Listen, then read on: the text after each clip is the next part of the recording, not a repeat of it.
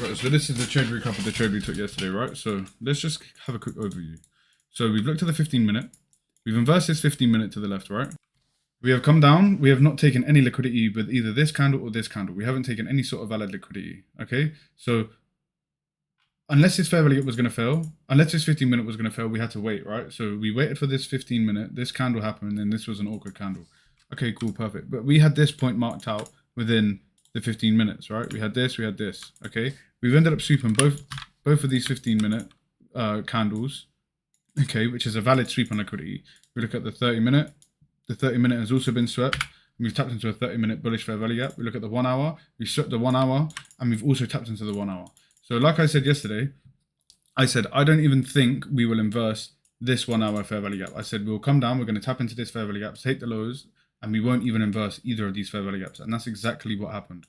So we've had this trade coming up right now, okay? We've swept the liquidity. We've had a great reaction off of the liquidity sweep, but we've looked at ES, and a lot of people were like, oh, why? We've got a 3-minute, we've got a 4-minute, we got well, the 5-minute hadn't been created yet, but I thought, oh, that was a 10-minute.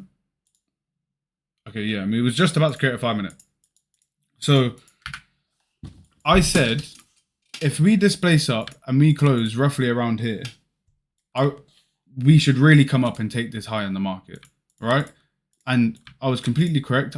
I'll be totally honest. I meant to mark out this originally as in this high in the market. That's the high I was saying that we would sweep. If we close up here, we should sweep this high up in the market. But we also swept both of these highs.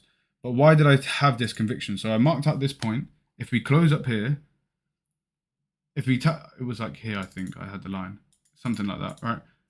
I said, if we close up there, we will come up.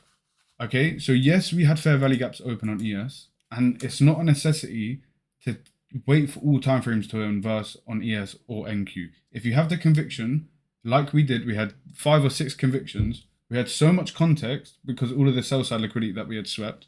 We're at 10:30, okay, and this is something that doesn't always happen, but people like to trade timeframes, right? So people will trade certain timeframes, and some people that trade timeframes like the 4 hour and whatnot, right? They look at 10:30 as a price reversal area.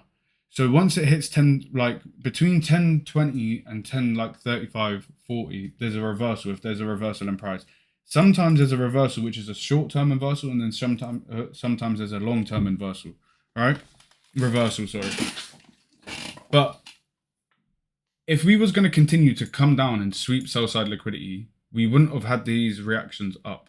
We've come up, we've come back down, we've continued back up, and then we've come down, and then we've rejected off of the movement down, and we've closed back up. If we was going to continue to sweep sell side liquidity, we would have carried on sweeping sell side liquidity for the rest of the session. That's just exactly what would have happened, and then we would have had to move up after the session. But where we've had this strong move up, and we've kept this move, and we've like built the momentum of the move with these candles, and then we've closed up here where I had marked out with a strong displacement candle like we have. I knew we would have to come up and take these points of liquidity in the market up here. So that's why I took the trade. We had all the convictions that we needed. We had so much context behind the longs, and to me this was a completely fine, perfect trade to take.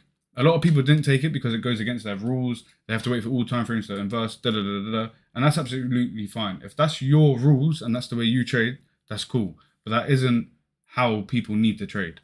And this trade was a completely perfect, beautiful trade to take. I mean, look at the reaction we have. This is the exact sort of reaction that you want. I targeted the equal highs, and I literally got edged this much. 4275, 43, like unbelievable.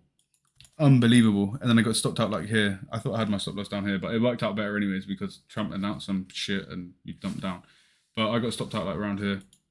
But this trade was beautiful. This trade was completely fine to take. And maybe it is something with a little bit more screen time and a little bit more knowledge behind you that you will identify this trade and be like, yeah, this trade is completely cool. But this trade was completely fine, and it was like so obvious we was going to come up and hunt buy side liquidity.